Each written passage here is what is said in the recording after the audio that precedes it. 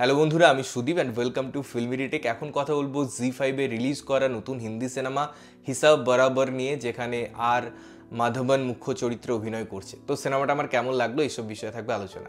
দেখুন, রিসেন্টলি আমরা বিভিন্ন স্ক্যাম নিয়ে সিরিজ হতে দেখছি, সিনেমা হতে দেখেছি।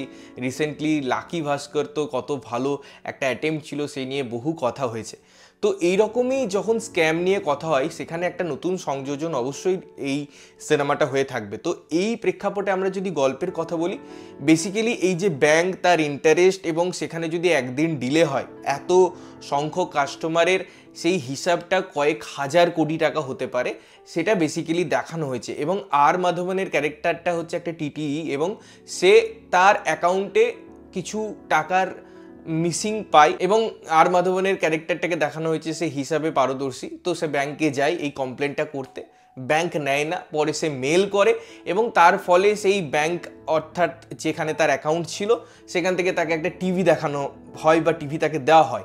এবারে তার অ্যাকাউন্টে যে অ্যামাউন্টটা ছিল সেটা খুব কম, তার এগেনস্টে তাকে 25,000 টাকা টিভি দেওয়া হচ্ছে। পরে সে রিয়েলাইজ করে বিভিন্ন মাধ্যমে যে পৃথিবীতে কোনো জিনিসই ফ্রিতে দেওয়া হয় না, তাই এটা যেটা করানো হচ্ছে বা করা হচ্ছে সেটার পিছনে নিশ্চয়ই কোনো বড় স্ক্যাম আছে। তো তার একটা গঠনমূলক একটা হিসাব তিনি একটা রেস্টুরেন্টে বা একটা ক্যাফেতে বা একটা মলে যখন যাচ্ছেন, সেটা যখন হিসাব দিচ্ছেন, তখন কিছুজন রিয়েলাইজ করছে। পরে তিনি আরও কয়েকটা অ্যাকাউন্ট হাতে পাচ্ছেন এবং তার গরমিল তার চোখে পড়ছে। তারপরে কি কি ঘটনা হয়, কি কি না হয়, সেসব বিষয় দেখতে হলে তোমাদের এই সিনেমাটা দেখতে হবে, এবং আমি বলবো এটা একটা মাস্ট ওয়াচ।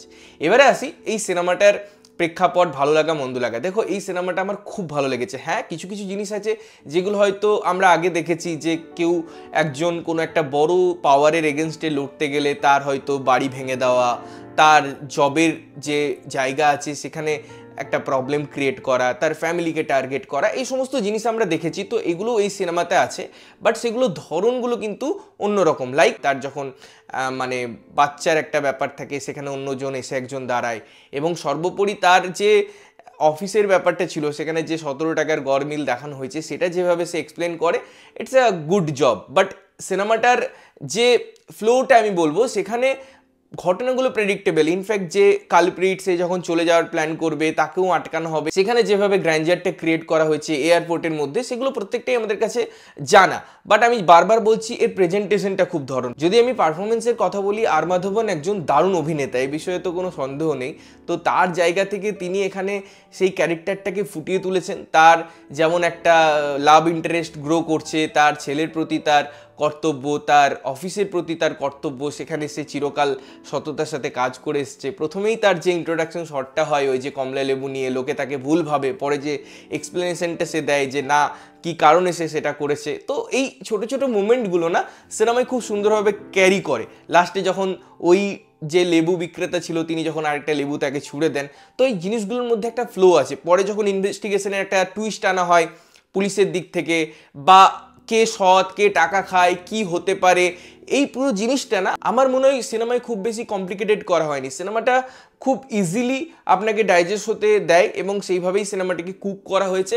এবং আমরা যেমন বলছি যে আজকে আমি যদি লাকি ভাস্করের কথা বলি, তার যেরকম প্রেজেন্টেশন ছিল, তার মধ্যে যেরকম লেয়ারিং ছিল, তার মধ্যে যেরকম প্লট টুইস্ট ছিল, ওটা একটা আলাদা লেভেলের। ওই লেভেলের কিন্তু এই সিনেমায় প্লট টুইস্টই, ওই রকম প্রেজেন্টেশন নেই। বাট সিনেমায় একটা স্নিগ্ধতা আছে, সিনেমায় যে বক্তব্যটা, যে ভিশনটা আছে, যে ব্যাখ্যাটা আছে, যে বক্তব্যটা আছে, সেটা ক্লাউড অ্যান্ড ক্লিয়ার, এবং সেটাকেই থরলি মেকার্সরা মেনটেন করেছে। বাট হ্যাঁ, এই সিনেমায় নীল নিতিন মুকেশকে যেভাবে প্রেজেন্ট করা হয়েছে, তাকে জোকার লেগেছে। এবং এই সিনেমার যেহেতু ভিলেন, বা আমি যদি সেই অর্থে এই সিনেমার নেগেটিভ চরিত্রের কথা বলি, আমি যদি অ্যান্টাগনিস্টের কথা বলি, সেটা স্ট্রং নয়, সেটা স্ট্রংভাবে উঠেও আসেনি, এবং তার অনেক কিছু করার জায়গা ছিল। এই পুরো জিনিসটাই ওই হিসেবে বা ছকে বাঁধা গতে কয়েকটা জিনিস, যেগুলো আমরা প্রত্যেকটা জায়গায় দেখে থাকি যে প্রোটেস্ট করছে, তার এগেনস্টে করা হয়, সেগুলোই করা হয়েছে। তো এই জায়গাটাই সিনেমাটা একটু ডিমেরিট হয়, বা সিনেমাটা একটু ফল করে। আদারওয়াইজ সিনেমাটা আমার মনে হয়েছে একটা ওয়ান টাইম ডিসেন্ট ওয়াচ। সিনেমাটা আমি এনজয় করেছি, যেভাবে প্রসিডিংটা হয়েছে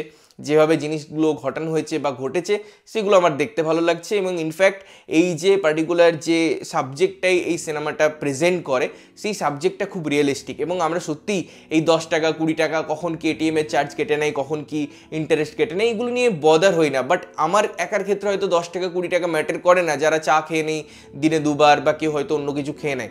বাট এটা যদি আমরা বিগার পিকচারে দেখি, যাদের 40 কোটি কাস্টমার, সেক্ষেত্রে এই অ্যামাউন্টটা যে কত হতে পারে সেটাকে এই সিনেমাটা অবশ্যই হাইলাইট করে। তো তোমাদের কেমন লেগেছে সিনেমাটা, তোমরা যদি দেখেছো অবশ্যই কমেন্ট করে জানিও, এবং না দেখে থাকলে অবশ্যই দেখতে পারো এবং দেখে এসে জানাতে পারো কেমন লাগলো। ততক্ষণের জন্য ভালো থাকবে, সুস্থ থাকবে এবং সবসময় ভালো জিনিস দেখবে। চ্যানেলটা যদি প্রথমবার দেখছো লাইক কমেন্ট শেয়ার করতে হবে, সাবস্ক্রাইব করতে হবে, যাতে প্রত্যেকটা নোটিফিকেশন তোমাদের কাছে পৌঁছায়। দেখা হচ্ছে অন্য কোনো ভিডিওতে, ততক্ষণের জন্য টাটা।